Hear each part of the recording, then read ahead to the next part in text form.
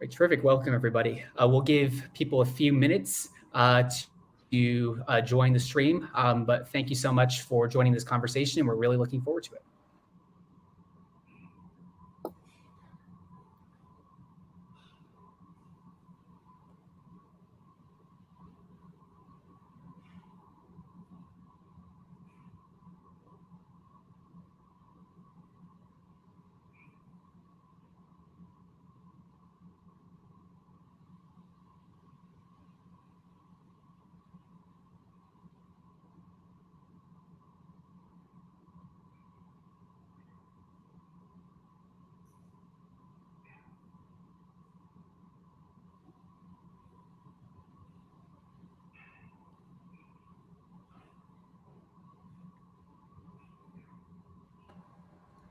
Right, great.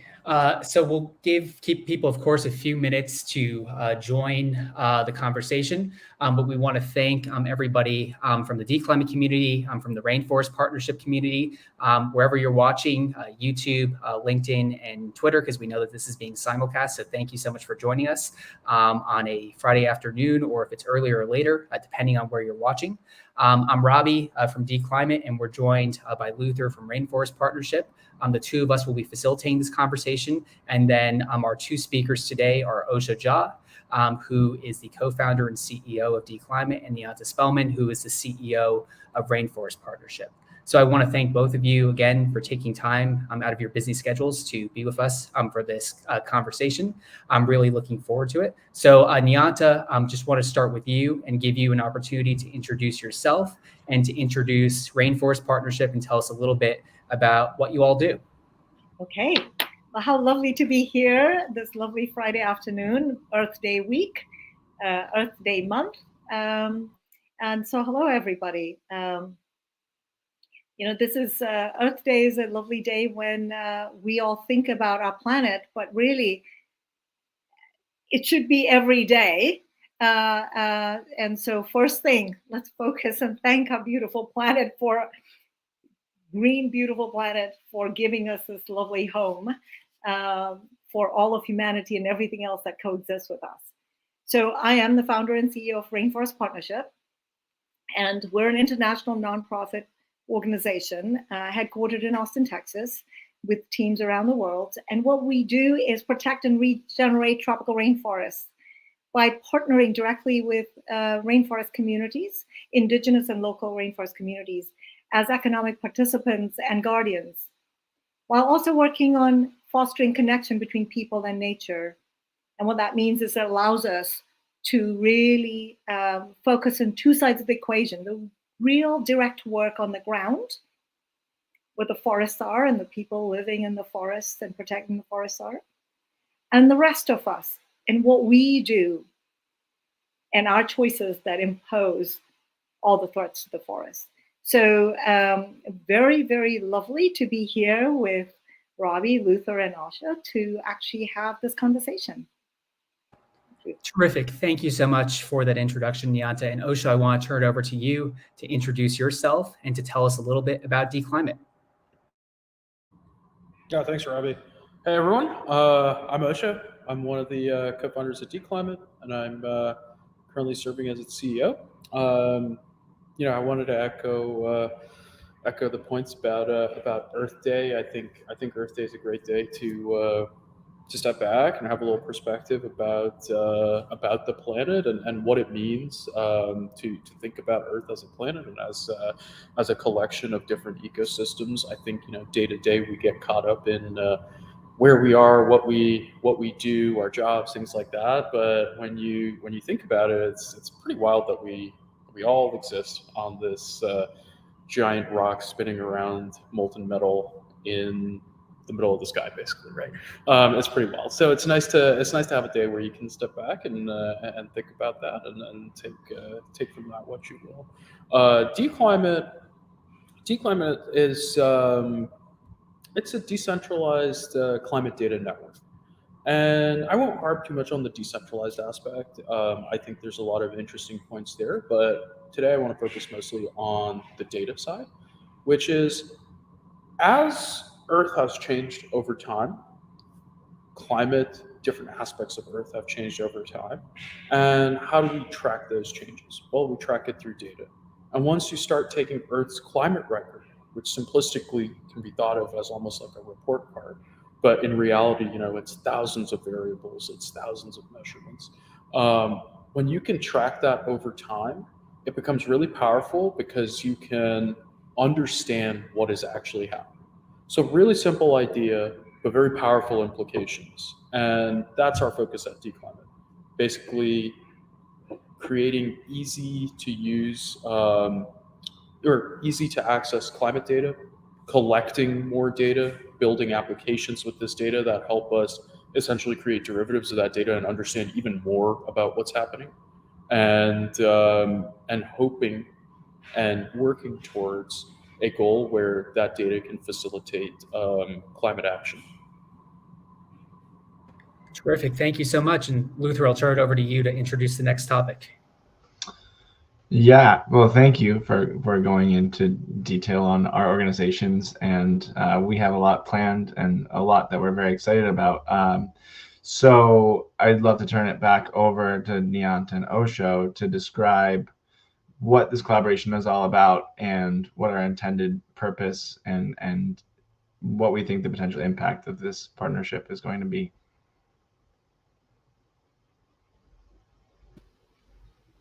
I was going to almost turn it back to Ravi or Osho, but I'll say this. And this framing for me is important, and I'm calling it framing. This idea of saving the rainforest, sorry, I can't do when you have a background, saving the rainforest is one of those concepts that's been around since the 70s or 80s. What does it mean that people who talk about save an acre? How do you save something that's living, breathing, complex ecosystem where in the most biodiverse parts of a tropical rainforest, you could have over 500 species of trees alone in that little area, and then everything all the way down to the microbes and that incredible kind of biodiversity in that. And when we sort of reduce it down to something, the simplicity that sometimes we as humans need, what does that take away? And what does it not allow us to do? And so I'm going to sort of be a little bit bold and say that, maybe bold is the wrong word, but what it makes us do is when we chase this very lazy ways of defining and describing and measuring, they lose meaning. But as Osho said, these are complex ecosystems with the interaction is so incredible. We don't understand it. We can't even begin to understand how that forest functions together as an ecosystem. Think about our human body. 20 years ago, 30 years ago, we didn't know that only 10% of the DNA in our body is our own, and it's everything else that we're carrying with us. And it's everything else, everything else that coexists in our gut biome and in our skin. How little do we know about the forest? And so then when you reduce it to something like save an acre or numbers of trees planted, it loses meaning. But how do we do the work we need to do if we understand how important this is in this day of this rapid climate change and what it's doing to our planet? What do we need to do to understand data? And really bring in the integrity and understanding to the best we can, as best as we can learn. And when we met dClimate, it was like, holy shit. Okay, hopefully no kids are watching. This was how we bring integrity and measurement. And Robbie, what did you say? Can't treasure and protect what we can't measure. Yeah, that we can't protect what we can't measure and that we can't monitor. Exactly. I put in treasure and measure, right? Because we are. Somebody like me, forests are magical. I want to treasure it. I also want to protect it. And why? Because there is, to my knowledge, let me ask anybody if I'm wrong, There is no renewable energy or negative carbon technology at scale today to help us deal with the very real challenges of climate change. And guess what we have? The natural technology of our planet, which is these amazing tropical rainforests and all these other ecosystems, right? And so then how do we use data to measure, understand, monitor for real, and then raise the bar for how we understand, measure, respond to, creating this kind of impact, and therefore eventually how we incentivize and fund the kind of work that needs to be done. So that's a lot I said, but Osho, this is why we're collaborating, right? It's like the ground truthing, but with that integrity and transparency. And we won't get into decentralized data, but really that gives us the integrity. And we don't need to harp on that or talk about it, but really that's what it's about, right? Yeah, no, completely agreed. You know, I think you touched on something very, very important there and very core to our mission, and one of the reasons why we're so optimistic and positive about this partnership, and we feel like it's such a good fit. It's that there are not good carbon removal and associated technologies that work at scale. But what does work at scale? Well, all of these forests. And so I think, in a very simplistic sense, the goal of both organizations is we want to see climate action taken seriously. We want to reverse some of the trends that we have seen in climate that put people at risk, and put various ecosystems at risk. And we ideally want to create systems that are more sustainable and allow for a sustainable future, so that it's not, every 100 years we end up in this sort of existential crisis. We can probably build smarter systems knowing what we know now. And so when you look at something like rainforests, it's such a no-brainer that climate action, you can do a lot through preservation, and you can do a lot through conservation. And that, I find it a little odd that that gets left out of so many conversations regarding climate action. For us, at least, we think it's a very like straightforward approach and immediately impactful. And so, the way we look at it is, as I mentioned earlier, through data. And one thing that's very exciting about this partnership is that you guys have so much on the ground going on as well, right? Because when you consider something like a rainforest, if you don't live near one or in one even, if you're living in a city, it seems like some abstract thing that, like, yes, there is a rainforest in Africa, there is a rainforest in Brazil, but there are communities and there are people that are interacting with that forest every day. And so from a city perspective, you can think, well, what if we just don't cut it down? And sure, that makes a lot of sense. But once you start engaging with the local communities, you realize, well, why does deforestation happen? It's not always just logging companies or things like that. It's what people sometimes need to do to survive. So how do we give them better opportunities? How do we educate them that by doing this today, you may have helped yourself today, but in the long term, you're actually causing problems for your own community? How do you incentivize them to be keepers of the forest, because they are actually the ones that are oftentimes most dependent and most knowledgeable on it? So how do you bring them into this vision? And I like that, because we are looking at screens and we are looking at numbers, but there's real people on the ground. There are real ecosystems. People are interacting with them. These are very tangible things. And if I might add, it's also the idea, and indigenous communities so understand that ecosystem, but because of its very cultural aspects, it's how our global economies work. So many, it's the way our world is functioning. we are not bringing in those voices and that knowledge, and we're not integrating, finding ways of doing that to actually figure out how we do this, not the measuring, but the actual protecting, right? But here's the other thing. Not only do we want the people to be included, those voices on the ground, because when they're protecting the forest, they're not just doing it for themselves, right? They're doing it for all of us everywhere. On the other side, governments and large corporations making decisions without really taking in the voices and the opinions and the understandings and the knowledge from the people living on the ground.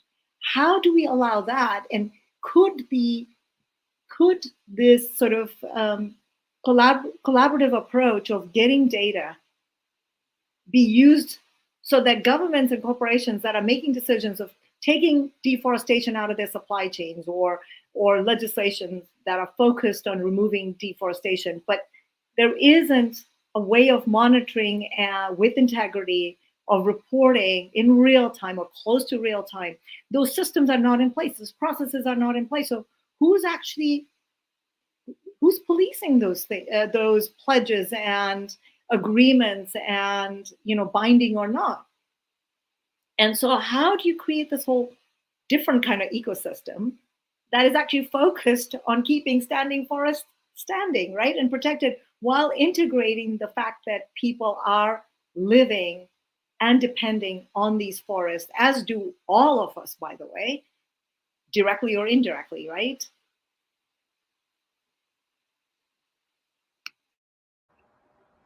And Niyanta, can you just expand a little further on why are standing forests so important? Why do we need to protect rainforests? Why should communities around the world, regardless of where they live, care about this? If you live in a city, as Osho was talking about, does this impact you directly? And then how do we use data, and this is maybe where Osho can jump into the conversation, to do a better job of protecting and placing better value on standing forests using the tools that we have today, as well as emerging technologies that are coming up the pipeline?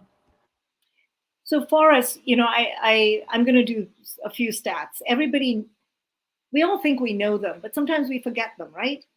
So tropical rainforests, people think of them as magical, beautiful. All of us have to learn about these ecosystems, but they're not. They're quite complex, and they're not easily defined if you get down to the nitty-gritty. But they make up about 3% of the surface area of our planet. And for context, oceans make up just over 70%. Now, in my lifetime, we've gone to half of those. So we've burnt them down, cut them down to half what they were. It took millions of years on our planet to get to that complexity. The importance, they hold 50% of our biodiversity. They're regulating our water cycle. They're regulating our climate.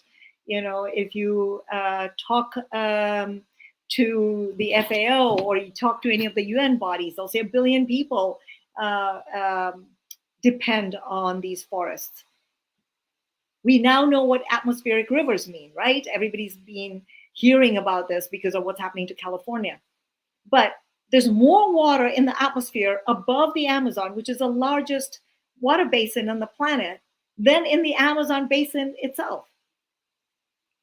And I sometimes like to point out that if you go to the mouth of the Amazon and you go 2 miles out and you put a little bucket in, you'll still come up with fresh water, because that's how much water is just coming out, sweeping through this, top half of South America. So it's incredible ecosystems. And the Amazon generates its own rain. It's like, there it is. It's sort of the trees seed its own rain and does it 5 or 6 times.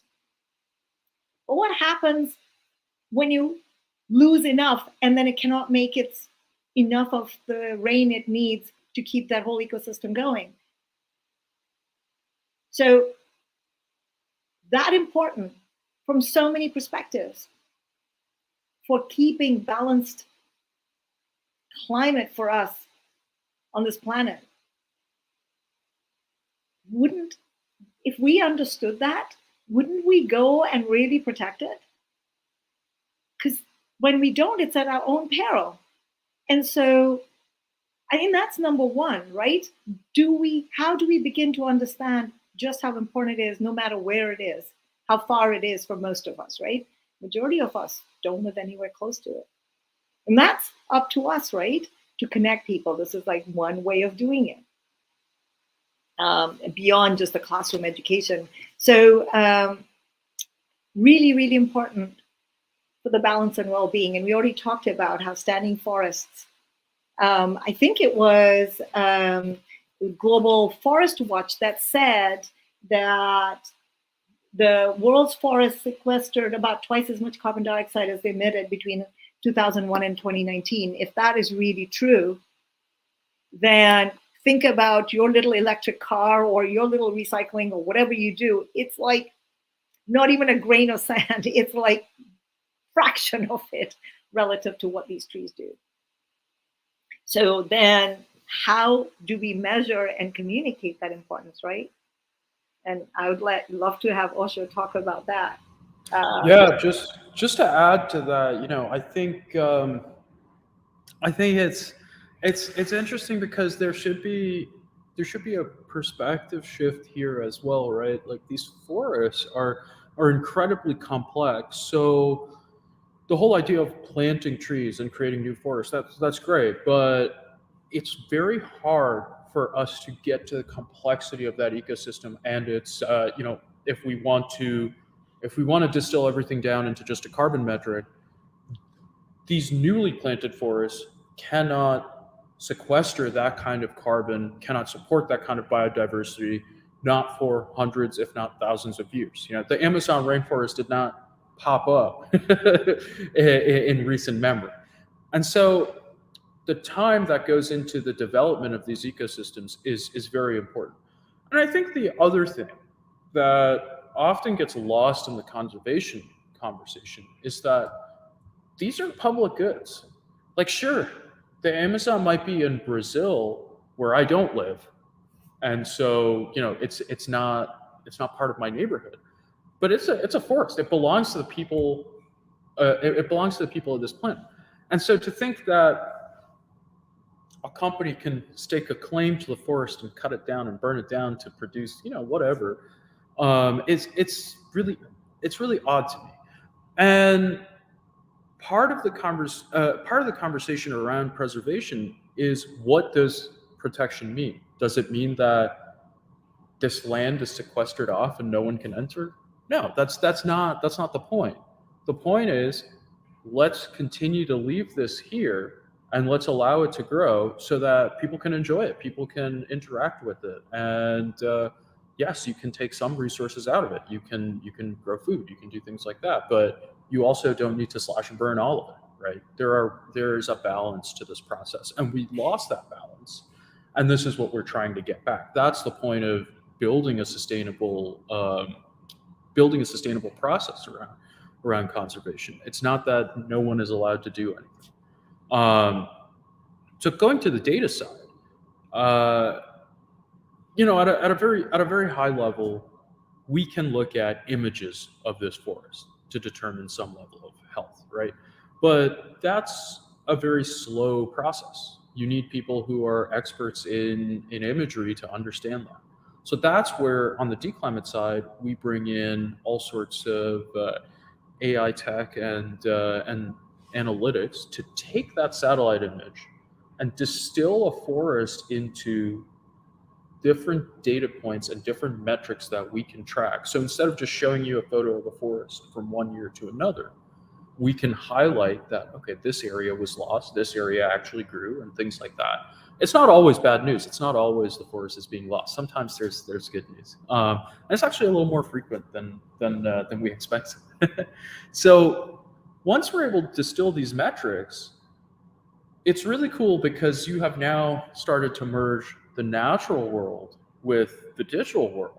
And there have been so many advances in forecasting, so many advances in algorithms, so many advances in computer vision that we can apply to this problem that it's really quite fascinating. So one thing that we were able to do, and this isn't to just plug our technology, I just think it's a cool outcome of what we were working on, is that using AI algorithms, we're able to forecast deforestation and using historical data.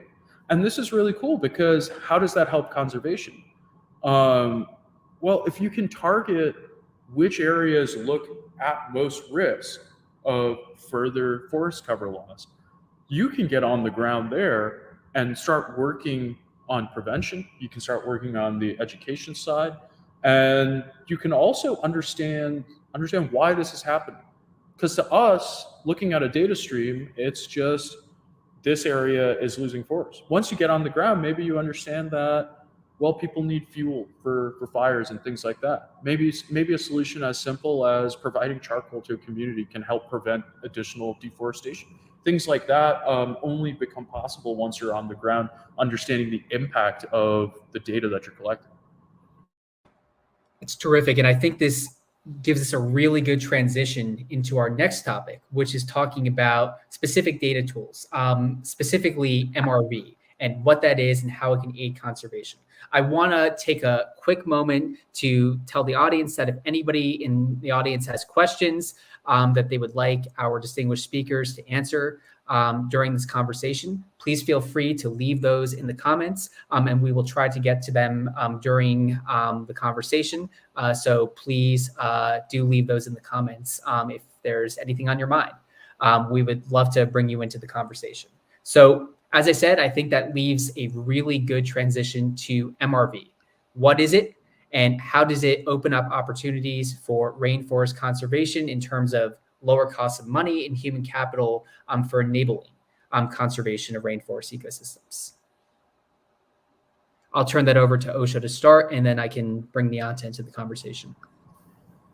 Yeah, so like you said, it's a good segue, and I guess I accidentally teed it up. So MRV is this idea that you can. It specifically stands for monitoring, recording, and verification. But this idea that you can have this persistent process that's constantly checking forests around the world for growth, for deforestation, and to set baselines of what's happening, right? And I'll get to the baseline point in a second. But if we take a step back and we consider what MRV is, it's truly insane that we can watch almost every part of the globe in semi-real time in cases, all the time, and have this constant verification. It's not something that was possible until quite recently. And earlier I was talking about taking images and distilling that into different metrics that you can track. That process of converting images into metrics also wasn't so streamlined until recently, right? The evolution of technology has provided us this tool or the ability to build these tools, and I think it's so neat because of the sheer mass of data that we can consume and analyze.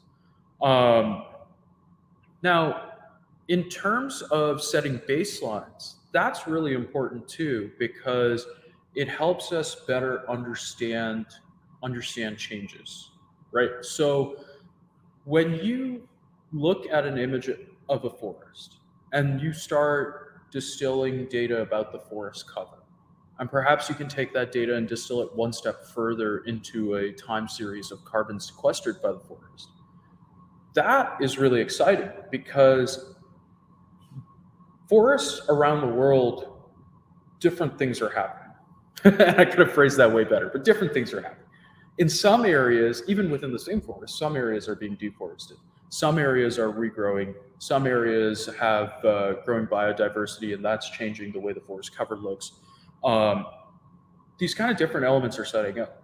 So in an area where deforestation is already occurring, we know that it's happening. And having a ton of data that tells you that it's happening is not telling you anything new. But understanding the baseline of, okay, in 1990, there was this much carbon in the forest, and this was the deforestation rate. And in 2000, and if you do this for every year, you get even better, right? But being able to understand that there's this much deforestation happening and this much carbon sequestered, you can detect a trend. And once you have the trend, you can start doing all sorts of things with it. You can create mechanisms which incentivize people to reverse that trend. You can look at what's happening on the ground as this trend is occurring. What's happening to the local communities? What's happening to the ecosystems? Is there species loss? Generally, there is. So that's essentially the promise of MRV technology. And I use the word promise a little hesitantly because it's not a future thing that we're waiting for. Like, it exists today, and that's really cool. I wanted to say something earlier, if I might, and that was when you talked about it's like if you have this baseline data and you have, you create a time series and you sort of understand what's happening over the years, and you can project out and say, if current conditions continue, this is the trajectory that we can predict. And then you pull that back, and if you have a Rainforest Partnership or any other organization, like we're hearing the chat, and then you start saying, okay, this is the data we're getting. And you sit down and say, what are the conditions that are prevailing on the ground? What happened to the economy? What happened during the pandemic? Was there some sort of a spill? Was there some sort of a huge fire? Or, from everything, you start sort of actually analyzing this data with a backdrop of what's happening. Oh, palm oil just took off, or coffee prices just crashed, or there was this horrible disease that wiped out the whole coffee crop in those 2 years. Whatever it is, you start bringing in all the other data points, and now you start seeing what is actually driving this.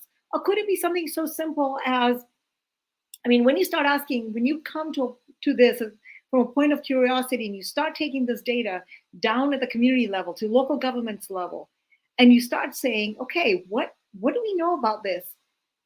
I think we would get some incredible answers that are hyper local in some cases, that the cause and effect.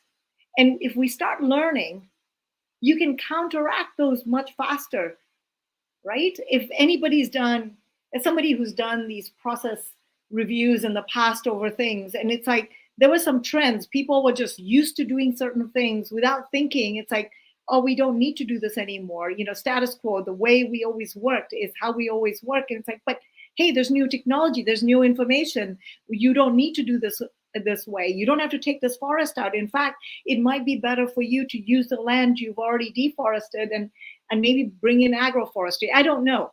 But the point I'm making is, I don't know what the questions are. I don't know what the answers would be. But would we start using these data in very sort of purposeful ways, and creating those processes, bringing in not just the local communities, but the governments and all the other actors and stakeholders on the ground, right? Starting protected areas and in the buffer zones. So how do we start creating landscape-wide ways of assessing what's going on, so that we can actually come to solutions that are very much tailored to what's happening on that? And of course, you can pull away sort of overarching implications that are across all ecosystems and all regions and locations, and then some that are hyper local, right? So I think this is the thing that I've been thinking about. Terrific. Yeah. I'm going to give one other very silly example, actually. This is I don't know if this is going to help people to think about this. So in our community of San Isla, there's a tree that rises above the forest, right? Above the canopy, the mother tree, Mama Yura. But most of the people in the community know the forest really well. I talked to the women about what climate change was, and, trying to explain concepts like what carbon dioxide, oxygen is, and sort of, using different terms to talk about that. And then we had a bunch of women go for the first time on top of the tree to look at the forest that is their home, community-owned land, And I thought, what does that do in terms of how from now, that day on, how has it changed their perception? They know the land they own as community. Now they've seen it from above. In that perception, what does that do? So what happens when we take the data you're collecting to communities and say, hey, here's what's the data we're collecting and what we're seeing with much granular detail? And how do you start sort of solving in ways that you've never thought about? And I do think about it, right? Even something as simple as understanding the expanse from top of the tree and understanding that. What will that do at a community-wide level with that level of understanding? Because very few otherwise would have gone on top of the tree. So sorry to do that, but I think that kind of expanded view, but drill down at the same time. Terrific, and really appreciate that overview. We do have a question from Ed in the audience, and so I do want to bring that up on screen. I'll put the full question on screen so that everyone can see. But basically, at the heart of this, and Ed, I do hope that I'm capturing the full purpose of your question here. But essentially, how do you match the tech with what's saying, and does tech have a role to play in conservation? One piece that I can add in here is that while there are a lot of tech startups that overpromise and underdeliver, there are a ton of incredible tech startups in the climate space, in the regenerative finance space, that are using technology and data to try to advance meaningful and verifiable climate action. And to do so not in place of local communities, but in partnership with local communities. So Osho, I'll start with you, and I'll turn this over to Niyanta as well to try to answer Ed's question, which is, how does tech not replace on-the-ground conservation, but complement it? And then at the end of the day, how can tech startups work directly with local communities in order to foster better collaboration and better outcomes when it comes to conservation and related initiatives? Yeah, so I'll take on the first part of that question, and I think I think there's skepticism, just given what Robbie mentioned, that tech companies do tend to overpromise and underdeliver, at least in recent times. So the skepticism is understood and it's appreciated. I think where a lot of this differs is that prior to this kind of initiative, and it's not just dClimate, like Robbie said, there's a lot of amazing tech companies that are operating in this space. So prior to these initiatives, we really didn't have a lot of tech focused on this problem. We did not have a lot of measurement being done at scale. And this goes back to our earlier comments that you can't even understand what you can't measure. And that's and you can't treasure it either, right? And so that's quite important. But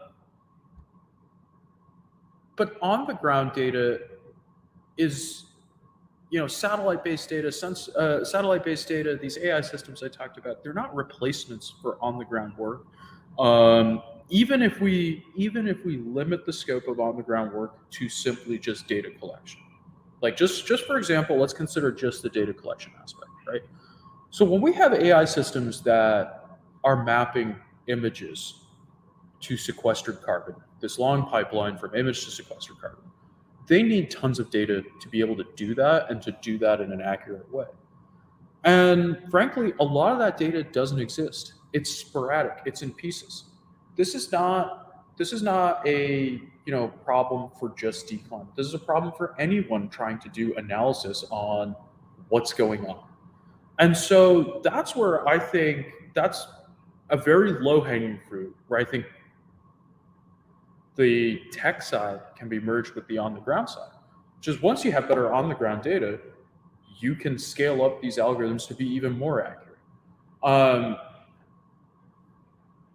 And I think that once you start mapping all this stuff, the really powerful implication of this technology is that you can, this idea of regenerative finance, right? Which is like, how do we align economic incentives to promote sustainability? I think a lot of times sustainability and conservation gets painted as at the expense of making money, at the expense of growth.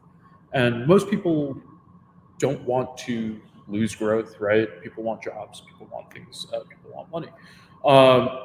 These two ideas don't have to be separate. I think historically, when you look at civilizations and when you look at like the history of people on this planet, there has been a general trend that we have taken from forests, we have taken from various ecosystems and created monetary systems that use natural resources as inputs.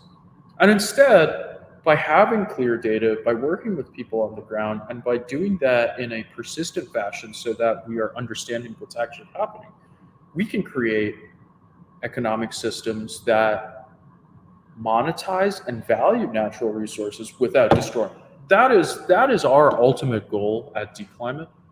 It sounds a little wild to say, but that's what we talk about a lot. You know, that is the purpose of all this data collection. How can we align these incentives? How can we configure these systems? But the first layer is to understand what is actually happening. And Niyanta, do you want to add anything? I think there are a couple of fundamental questions, and you guys have heard me talk about it. Whose data are there anyway? And if we begin to understand that the communities who live in and around forests, you know, it's like they have, if we start becoming sensitive to who owns the data and how they're part of the part, and they are economic participants and they have a stake in it, not just for providing sort of these breadcrumbs for just doing the work, but actually integrated into the systems, then we start shifting things in ways that we haven't thought about or talked about. And part of what dClimate model is, that's what it's about, right? How do you start monetizing that, but including the community, and with the community actually being part of that ecosystem, right? And so the other thing is, I would agree with one of the comments about there's so much work in the tech world that's done that has no implication on the ground. I'm not just talking about our space, right? As somebody who does on the ground work, as an organization that does on the ground work, the numbers of times that people come to us and they're coming up with solutions, but without any information about what's going on the ground, it's like, how do you know? What's the ground truthing you've done? And that's the reason dClimate and we are partnering and actually doing that work. We have a need for all sorts of information that we cannot access that actually helps us do what we're doing better. And for dClimate, it's like, how do we access that information? So if you're collecting biodiversity data on the ground, if you're doing actual work in the forest, how do you marry not just two sides, but multiple sides, and come up with a more complete picture? And I think that is so incredibly important, and remove the missing pieces. And I think that's what this is about, right? And there are a lot of people trying to do it. And hey, some of us get a lot of folks coming and talking about many different things. There are a lot of people ready to try and solve the biggest issue that our planet has faced, as humanity has faced, right? The question is, do you come to it with humility, curiosity, and what is your sort of what are your guiding principles for what drives you and why you're doing the work you're doing? And I think that is something that's really important for somebody who's doing on the ground work, and for somebody like dClimate for what they're doing and why we're partnering with each other. I wanted to say this because one could go on and have lots of conversations on what's happening. It's a lot of noise. I'm going to call it noise for lack of better word. And there's no point focusing on it or talking about it from my point of view. It's like, what are we going to do to get with the doing, to learning and implementing? Because we don't have a lot of time.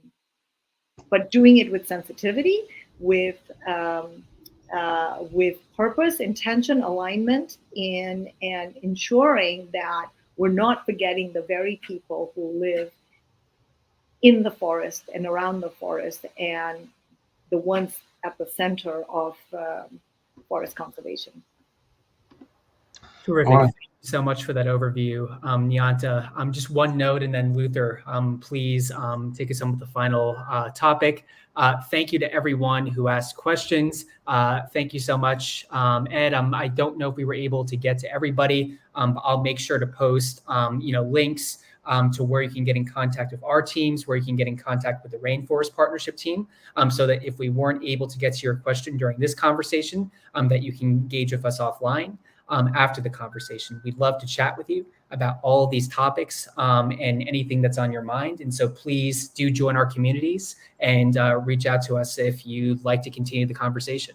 With that, I'd love to turn it over to Luther to take us out with the final topic as we start to close out the conversation.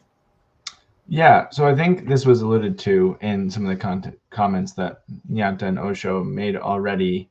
But I would really like it if both of you could get into a little bit more detail about data monetization and both how that is well, for me, when we started these conversations, this started as a conversation. And when it came to the potential for data monetization, that felt like the wow alignment moment. And we were already on the same page, but that is really how it brings it down to the ground and how it can empower communities and the opportunities it has for participation by everyone to contribute to what we're doing. So I would love it if you could both talk about how data monetization is a critical component of understanding rainforests, but also how it empowers communities and how that looks on the ground. So Niyanta, I'll turn that to you first. I was going to have Osho go first. Oh, okay. But I can as well. But Osho, go on. You were about to talk. No, please go ahead. Go ahead.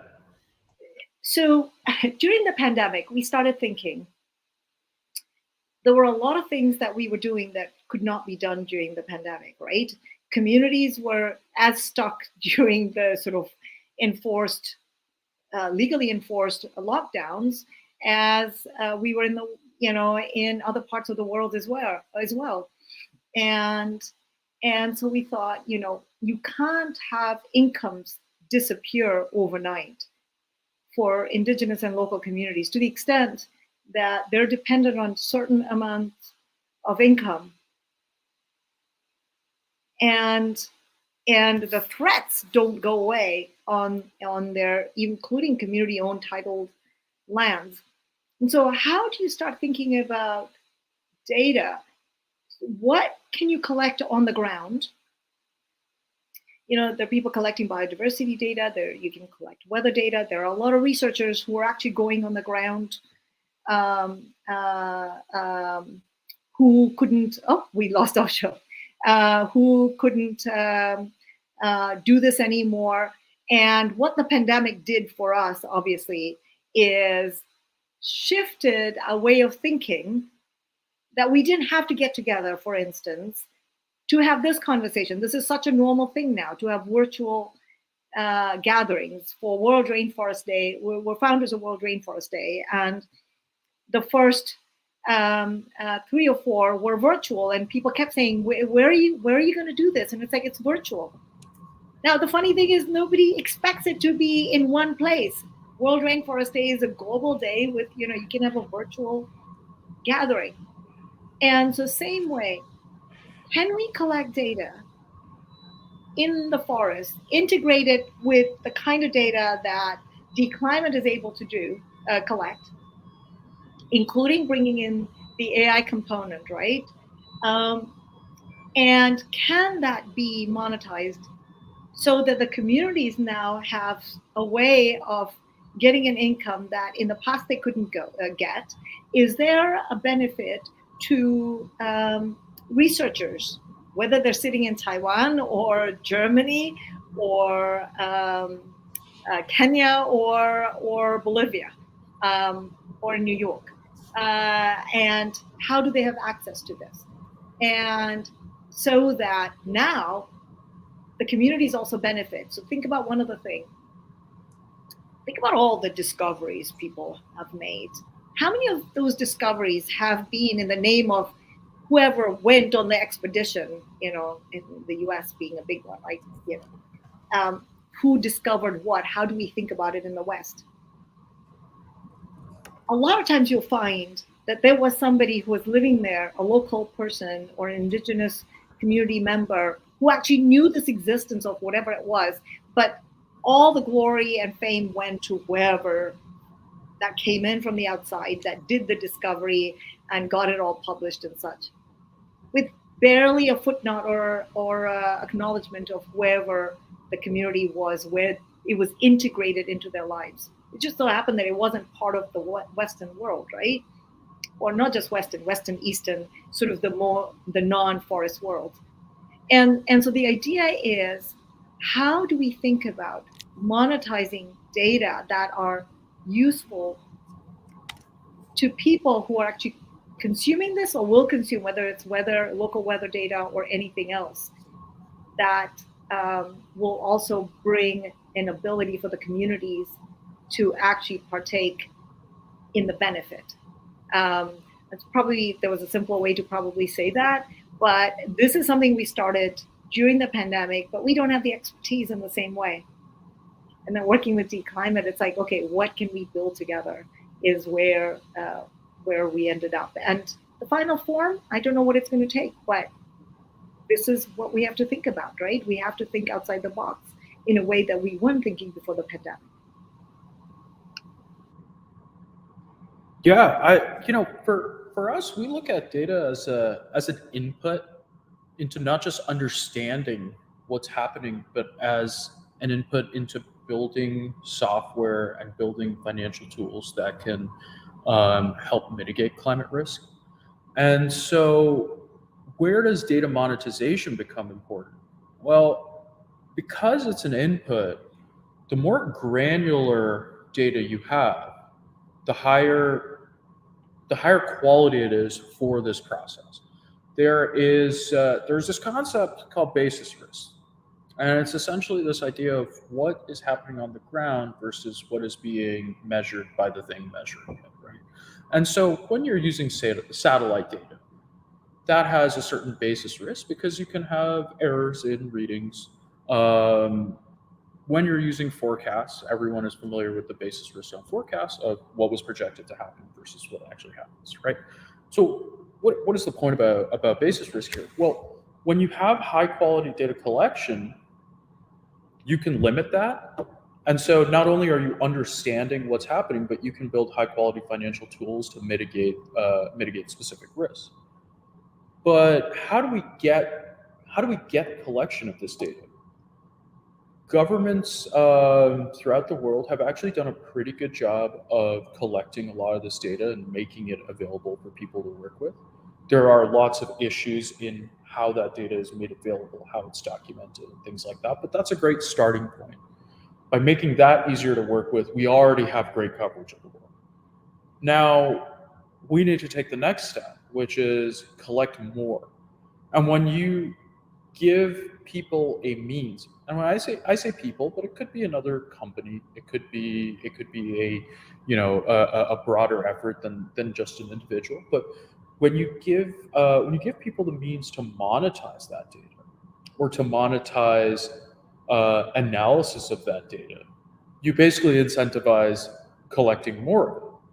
And so when I look at the current state of climate data, one of the things that I find really interesting is that there are a lot of concentrated research efforts that focus on very specific geographies and very specific problems.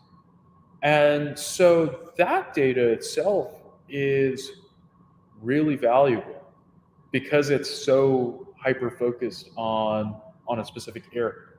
And so if we can get these different research organizations to essentially talk to each other and share the data in a platform, then we have broader coverage. If we can start paying local communities to collect data within their areas, then we have really granular reporting of what's going on there. So yeah, that's where we kind of think about the monetization of the data layer itself. There's a whole world of opportunities on that next level up. The data layer is the base, so that next level of making applications from that data and distilling that raw data into insights. That opens up a whole new set of interesting problems to work on. So yeah. And I think that those applications can probably be the subject of our next conversation on YouTube Live. But this was really great. I want to thank Rainforest Partnership for joining us for the first YouTube Live that we've ever done. I believe it's also the first YouTube Live that you've ever done. So a day of first for both of our organizations. So before we end, want to turn it over back to Osho Niyanta for any closing words, final thoughts before we wrap up. And then I also want to thank our audience again for joining us here in the afternoon on a Friday. And so, yeah, we'll turn it back over to you before we close. If I'm going first, I will.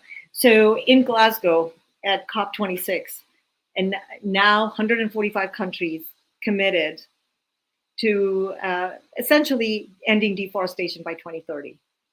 It's non-binding. And for me, I haven't seen anybody come up with a path for how we're going to get to that. But a lot of people saw that as a signal that things are going to be in play to get the world to that point.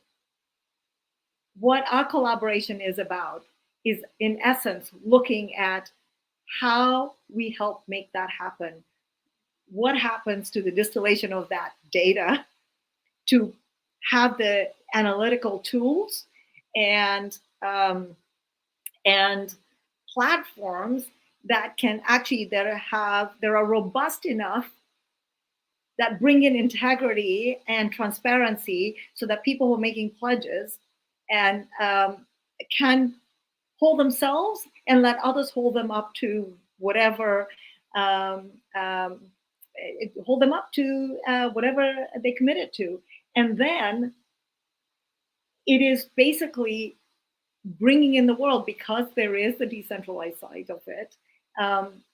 Somebody's going to have to go and deliver on this. And so we're the ones we've been waiting for, is what I say. And so my invitation always is, who wants to join us in being the ones we've been waiting for to go and take on this challenge for the sake of our planet, all of humanity and everything else that coexists with us. That's it. And I look forward to the next conversation where we can actually dig in to how the EU is already, charting that path for how what we're talking about actually comes into play in very specific ways. And so thank you, both of you, for having this collaboration with us and bringing us today, right to celebrate Earth Day.